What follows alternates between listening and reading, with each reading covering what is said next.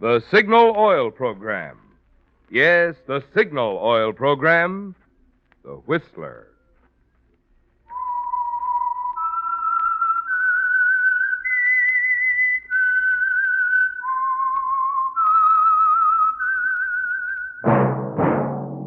That whistle is your signal for the Signal Oil Program, The Whistler.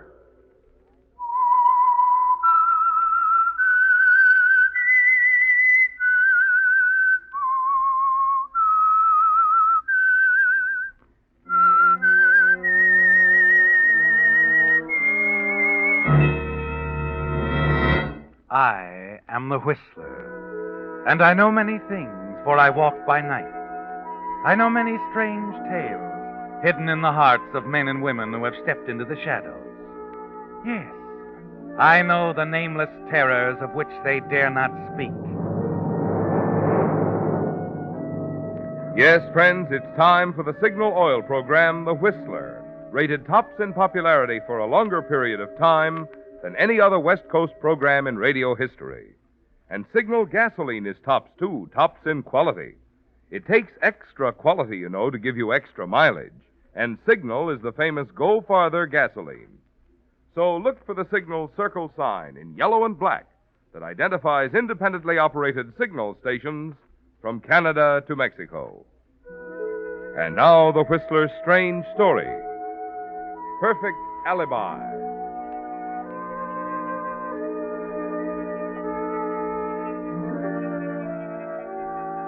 Entering the Golden Sparrow, a cozy little cocktail lounge near the far end of Beverly Boulevard, private investigator Johnny Seltzer, 30, handsome, off duty at the moment, found business at a standstill. He went straight to the bar and ordered a drink. Scotch and water. I'll mix it. Right. Old Masters, if you have it. Old Masters it is. Good. Johnny carried his drink to the nearest empty table and sat down to think. Self-centered, cynical, and, in his own estimation, a smooth operator, many things were on his mind, especially Johnny Seltzer himself. Things hadn't been going too well for him. Tom Silver, founder of the Silver Detective Agency, had threatened him with dismissal unless he changed his ways, ceased gambling, and gave closer attention to his duties. Staring moodily at the voluptuous paintings lining the walls, Johnny suddenly pushed back his chair and walked over to the jukebox at the end of the bar and slid a nickel into the slot.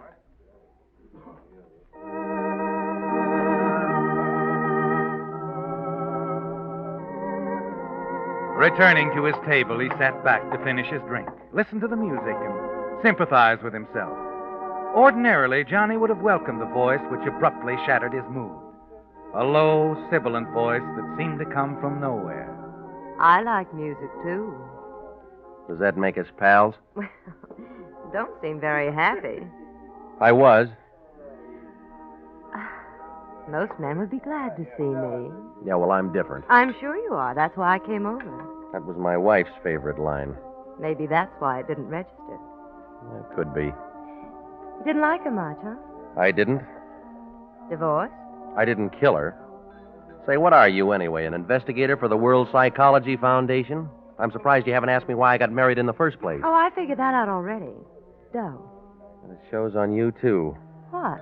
Your merger with the bankroll behind that mink and ice you're modeling there. No merger. Present. From a relative. That's quite a coincidence, isn't it? What is? Two people who like money meeting up in a place like Hollywood. And now that we know all about each other, let's call it a day, huh? Why? Why not? Oh, I don't know. Maybe because it's still early. Maybe because it's raining outside. That's not good enough. I like to walk in the rain. Nice if you'd invite yourself over. Maybe I'll run into you again sometime. Wait a second. Yeah? Am I that hard to take? How would I know? You might find out. I'm not curious. Can I take your order? No, thanks. I'm taking a powder. Waiter, 2 scotches and waters. We'll mix them. I said I was leaving. Don't be like that, Johnny. Hmm? Sit down. What was that name you called me? You're Johnny Seltzer, private eye, aren't you? Okay. You know who I am. I figured that pickup pitch was a phony. Well, like you said, I'm Johnny Seltzer. And I'm Alice Collins. Who's she? She's the niece of Charles Collins. Charles Collins. Not the number one boy of lumber. That's what it says in the papers. I never saw him till 2 years ago. He wrote and asked me how I'd like to live out here, and I said I'd like it. So here I am. Mm-hmm. Eastern talent? I was born and raised in Springfield, Missouri. Who sent you to me? Nobody. I saw you out at Dilbo's one night last week. I asked a croupier who you were. I see. The lady gambles, loses. Now she wants me to get her money back, right? Wrong. No, I don't think so. What did you do? Follow me here from the office? Mm-hmm. Am I forward? Just say easy to approach, like a department store. Pardon me. Okay, waiter. Let's have the check. Huh? Just put it on my bill, will you, please? Certainly, Miss Collins. Take it out of this. Keep the change. Thank you, sir. Well, that was nice of you, Johnny. Cigarette? Thanks. Now, look, Springfield. You got an angle or you wouldn't be talking to me. What is it? You ought to get over that inferiority complex. There's no angle. I just thought you'd be a nice guy to know. Later on, after I know you better, I might be able to throw a little business your way. Detective business? Terrific detective business. Maybe as much as $50,000. Well, that's nice money. It's too bad I work on a straight salary. The Tom Silver Detective Agency makes the deal. Not this one. This would be a special deal, Johnny. $50,000. Just for you. Interested? Uh-uh. If it was legit, you wouldn't be putting out that kind of dough. You're jumping to conclusions, aren't you? Maybe. But if I'm wrong, you can always take it up with the agency. You know where the office is. Okay, Johnny. But if you ever change your mind and want to talk it over, call me up. I will. So long, Springfield. You can get me almost any afternoon at Melrose. 5, 4, 3, 2, 1. That's easy to remember, Johnny. All you have to do is count 5 backwards.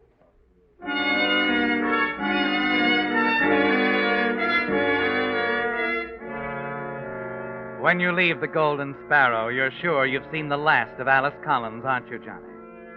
Yet a few days later, you're not so sure. Your boss, Mr. Silver, has you on the carpet again, and you have an unpleasant feeling you'll soon be out of a job. $50,000 is a lot of money, and Alice herself is something to ponder over. She's really beautiful, isn't she, Johnny? You can't forget her lovely features, her low musical voice. The things she said keep repeating themselves. $50,000. Just for you. It's easy to remember, Johnny. Melrose, 5, 4, 3, 2, 1. All you have to do is count 5 backwards.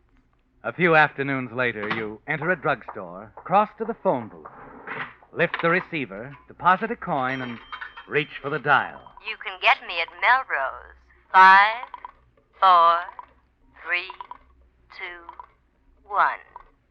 That's easy to remember, Johnny. All you have to do is count 5 backwards.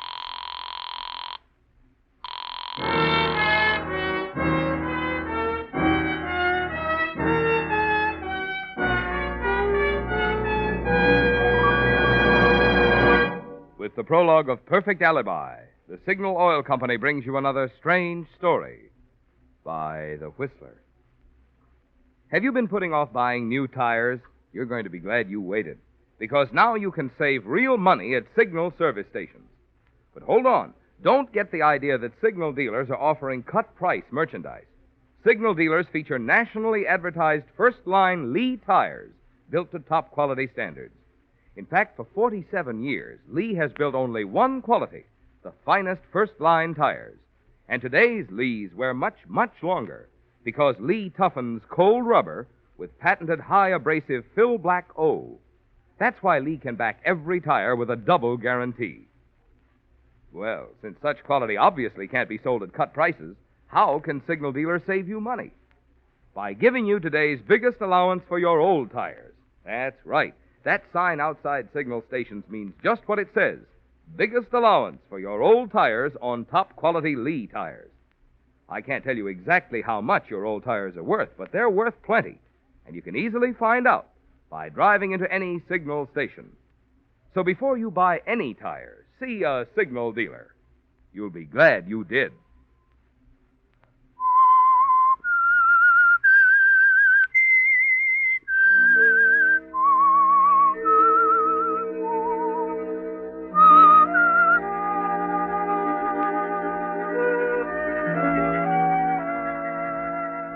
Well, Johnny, a few days ago when you left the Golden Sparrow after your pickup tete-a-tete with Alice Collins, niece of the multimillionaire lumberman Charles Collins, you didn't expect to see her again, did you? You're a licensed private detective, and she sounds like trouble. But with things piling up on you as they have, you decide you were a little hasty. An hour after phoning her, you drive to a modest little apartment building on Fountain Avenue near Cahuenga. Curious but still cautious, you knock lightly on the door.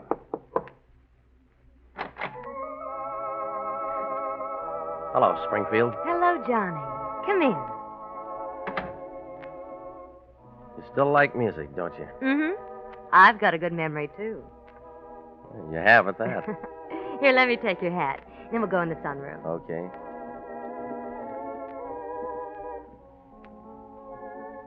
Sit here, Johnny, and help yourself. Cigarettes, scotch, and ice water. Oh, this is cozy. Real cozy. My uncle gives me a very nice allowance. I spend every weekend with him, out at his home near the ocean. That's quite a home, from what I hear. Swimming pool, badminton court. Mm-hmm. But I'm young and like to go places. Uncle Charles didn't want me to drive out there alone late at night all the time, and so he suggested I take an apartment in town. You see, I'm his only blood relative. You ought to have quite a future. Mm-hmm. If I'm not an old lady before anything happens to him. I wouldn't dwell on it. Nobody lives forever. Excuse me, Johnny. Sure. Oh, Frankie. Hello, beautiful. Here. Thanks. Oh, orchids. They're lovely. So are you. How about a drink? In the sunroom. You can mix me one while I put these in the icebox. I've been talking with the man for Uncle Oh, Johnny. Hello, this is... Snoop. Well, you two know each other? For years. Hiya, Frankie. What are you doing here? I'm here a lot. How gorgeous. Yes. You see, Johnny... What I can't figure out is what a Snoop's doing here. Business. Strictly business, Frankie. You see, Uncle Charles has been sick, and, well, he heard rumors, things at the mill weren't on the up and up, and asked me to make some inquiries. Why didn't you ask me about it, baby? I'd have gotten you the best in the business. You don't think Johnny's good? He's all right. Oh, forget it, Snoop. I'm sorry I acted like I was sore. But when you're nuts about a dame, well, you know how it is. Sure, Frankie. That's okay. Cigarette? Yeah, thanks. I'll be back in a second. I want to put these on. All right, take your time. It's a nice cigarette. Class, too. F.B. Frankie Benson, monogrammed in Old English. Everything. You really like it? Like I said, Frankie. Class. Well, here. Take a bunch. Oh, no, I didn't mean Go that. ahead, go on. I order them by the gross. Well, thanks. This job for old man Collins you're talking to the doll about. Oh, I don't know anything about it yet. I just got here 2 minutes before you did. No. How about a drink? Sounds fine. I think I'll skip it, baby. You got to talk to Snoop here. I'll pick you up at dinner around 7, okay? Sounds fine. Good. Drop around later on, Snoop. Say around 5:30. I might have an idea for you. 5:30 it is. So long, Frankie.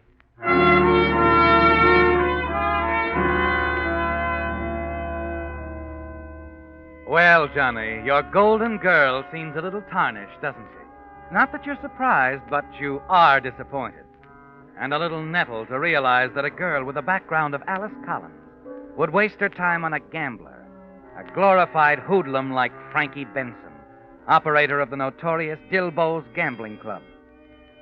After Frankie's departure, you make no attempt to hide your annoyance. Nice friends you got. Honestly, Johnny, it's not what you think. What do I think? You think I'm Frankie Benson's girl? Well, aren't you? No. He thinks so. I know he does. The way things are, I've had to let him think so. I owe him money, Johnny, a lot of money. Oh. So the lady did gamble and lose. Yes, she did. And if Uncle Charles found out, he'd cut off my allowance like that. Maybe send me back to Springfield, even. So you want me to get your money back? Springfield. This is where I came in. Frankie Benson plays too rough for me. Way too rough. Wrong again, Johnny. I don't want you to stick out your neck for me. What do you want me to do? Just, that's all. Look, Springfield, that day I met you, you mentioned a piece of business you could throw my way. $50,000 worth. I said we'd talk about that after I knew you better. Now, how long is that going to take? Not very long, I hope.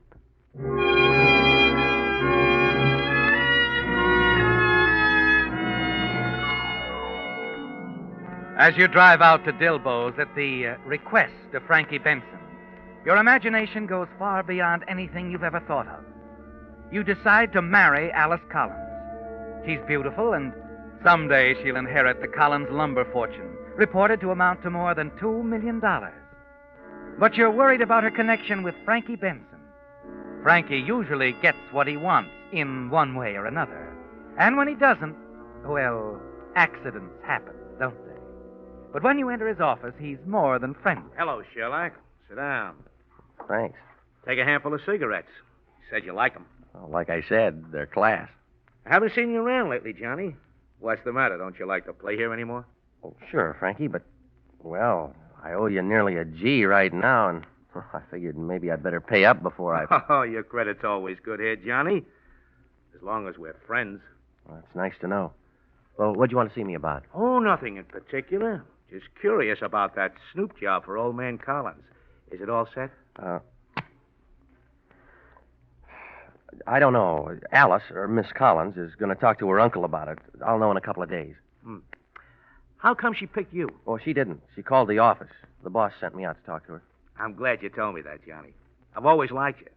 If there's anything I hate, it's being jealous of a guy I like. Well, like I told you, Miss Collins is called as a client, and the boss sent me out there. It's strictly business, Frankie. I'm glad, Johnny. And I hope you keep it that way. Both of you.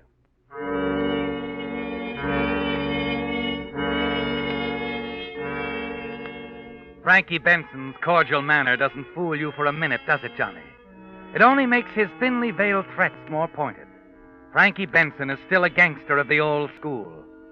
And you have no intention of giving up Alice Collins. But you decide you'd better be careful. And for the next few weeks, your meetings with Alice are at out-of-the-way places, usually some distance into the country. You're determined that nothing is going to prevent your marrying her and enjoying the fortune which will be hers after the death of her uncle. The idea of her uncle's quick departure doesn't seem to shock you at all anymore, does it, Johnny? She says nothing further about the business deal she mentioned. Finally, as you decide it's time for a showdown, she phones you late one evening and asks you to drop by her apartment. She seems tense and excited. Frankie Benson dropped in this afternoon, Johnny. He wasn't very pleasant. Now, look, you're playing with dynamite leading that guy on. He always takes care of Welchers, and when he goes nuts over a dame, he really goes nuts. The last dame that tried to fool him had a very peculiar accident. She fell on a letter opener and cut herself bad. I know. He told me about it today while I was opening the afternoon mail. He gave me an ultimatum, Johnny. Marry him or pay up in 2 weeks. Well, can't you figure some way to get the money from your uncle? $33,000? Not while he's alive. Of course, he could go any time. He's a restless sleeper. He's got asthma, high blood pressure, and a weak heart. He might even get tangled up in the bedclothes some night and smother. You think that might happen? It could. And if it did, there'd be $50,000 in it for me, right? Yes, $50,000 just for you. It's too risky. I wouldn't be around long enough to spend it. There's no risk at all. I'll take you out to Uncle Charles a couple of times. By the time you make up your mind, you'll know every foot of the place. You'll have the key to the front door in your pocket. The servants will all be deaf, huh? On Thursday nights, they're out. Except Whitcomb, the butler. He's always there in case Uncle Charles needs him. Wait a minute. You'd expect me to... Whitcomb's no problem. No problem at all. He always reads in the library, near the phone. You see, you'll open the front door at 11 o'clock. At 2 minutes before 11, I'll phone. When he answers, I'll hold him for 10 minutes at least. That'll give you all the time you need. Uncle Charles' death will be the most natural thing in the world. Doctor says it could happen any time. Mm-hmm. You really got it figured out, haven't you? A long time ago. Yeah, well, I'm afraid you picked the wrong guy. Too many chances for a slip-up. Things could go wrong. The doc might get suspicious. find it was murder. What if he does? You won't be connected with it. You'll have a perfect alibi. What? You'll be with me at my place all evening. There's no reason to think that I'd wish my uncle any harm. We'll have a few drinks. You can leave your fingerprints over everywhere. Forget your cigarette case, your top coat. It'll stand up. What about it, Johnny? 50,000's not enough. After the will's settled, I'll double it. No, that's not enough either. I'm not interested in the money anymore. I want you, Springfield. I want to marry you. Do you think I'd ever let you get away from me, darling? I like that. So did I. What about next Thursday, Johnny? Maybe. I got to figure out the other half of the problem first. The other half? Frankie Benson. As long as he's around, what happens to your uncle won't mean a thing.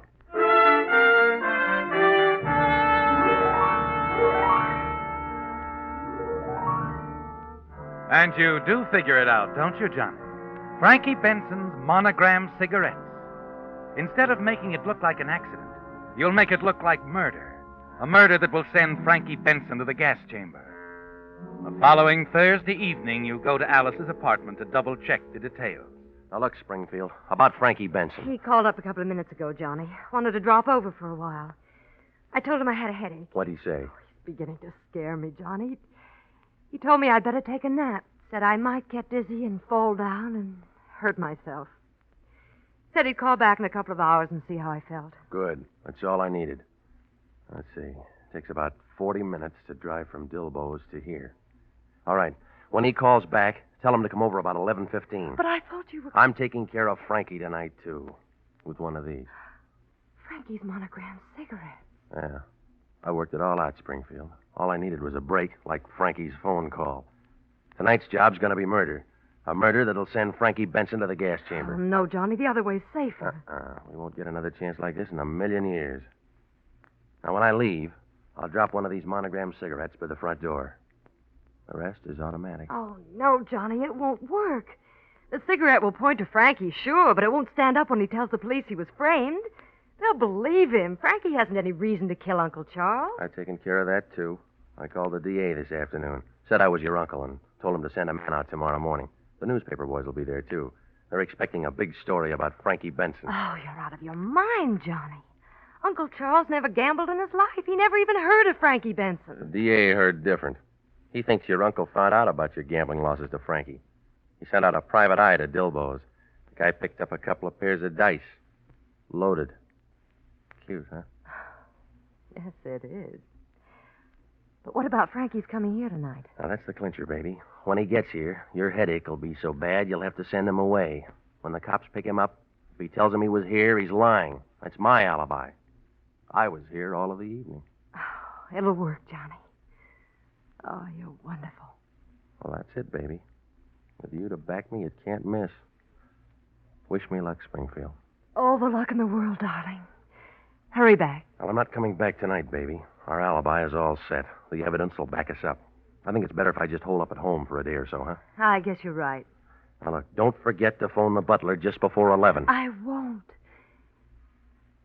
Come here, Johnny. That's for luck, darling.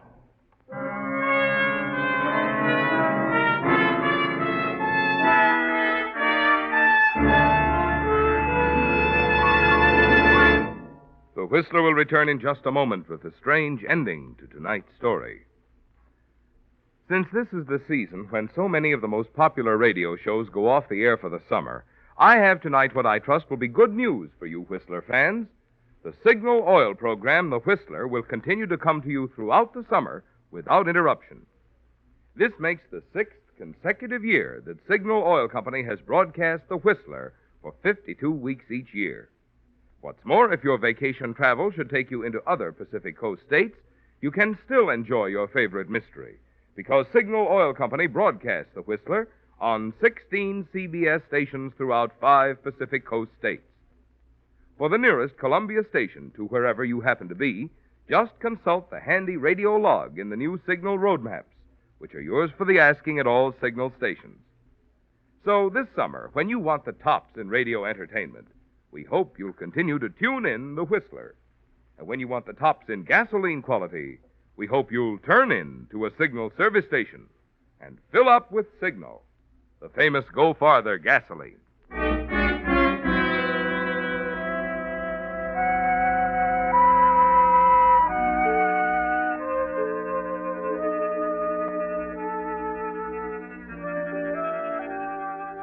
Taking care of Charles Collins was easy, wasn't it? Everything went exactly as you planned. And it came easy to you, didn't it, Johnny? You even slept soundly afterward. The following morning, lolling back in your one comfortable chair, you read the whole story in the papers. It's all over the front page. Lumber King murdered. Police solved case in record time. Killer apprehended. Everything worked out exactly as you planned, didn't it, Johnny? And in a few months, you'll marry Alice Collins and the Collins fortune. As the doorbell rings, you decide it must be another bill collector. That amuses you, doesn't it? You stroll leisurely to the door and turn the knob. Well, it's you, Lieutenant. Hello, Jennings. Come on in, boys. No, haven't got time, Johnny. Besides, we can talk better downtown. Get your hat. Is that official? Very. Murder, Johnny. Collins killing last night. Oh, yeah. I was just reading about that when you came in. You've been seeing a lot of his niece lately, haven't you, Johnny? Yeah, sure. She's a client of mine. I was with her last night, at her apartment, as a matter of fact, from 9 until, well, nearly 1 this morning. Is that an official statement? Of course it is. Make a note of it, Jennings. Oh, as a matter of fact, we know all about that, Johnny. You left your fingerprints all over the place. You must have been pretty high. You even forgot your overcoat and cigarette case. Well, I'll admit we had a few drinks. But what's the idea, Lieutenant? The morning paper says you've already nabbed the guy that killed Collins. Yes, we have. Frankie Benson. He was a little noisy making his exit. Got panicky and dropped his card as he opened the front door. A half-smoked cigarette. Monogrammed. His own special brand. Benson admitted it? No. But his alibi was so phony, he's as good as convicted right now. Yeah, but what motive would Benson have? Plenty. Old man Collins had him cold. Crooked game. Loaded dice. He was going to give the DA the whole story this morning. Well, if you've got everything so sewed up, why do you want to talk to me about the Charles Collins murder? We're taking you in for the murder of his niece, Alice Collins, Johnny. She got hers about 11 last night in her apartment. Stabbed with a letter opener, as if you didn't know. Pretty clumsy accident, Johnny.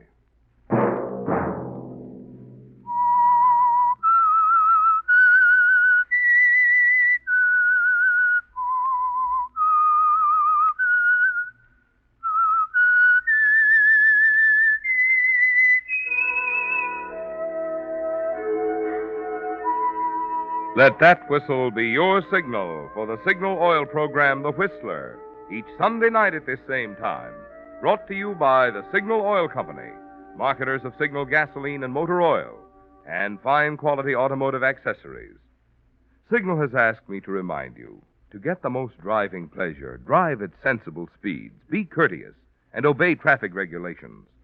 It may save a life, possibly your own. Featured in tonight's story were Jack Webb, Doris Singleton, and Eddie Marr. The Whistler was produced and directed by George W. Allen, with story by Ed Bloodworth, music by Wilbur Hatch, and was transmitted to our troops overseas by the Armed Forces Radio Service. The Whistler is entirely fictional, and all characters portrayed on The Whistler are also fictional. Any similarity of names or resemblance to persons, living or dead, is purely coincidental.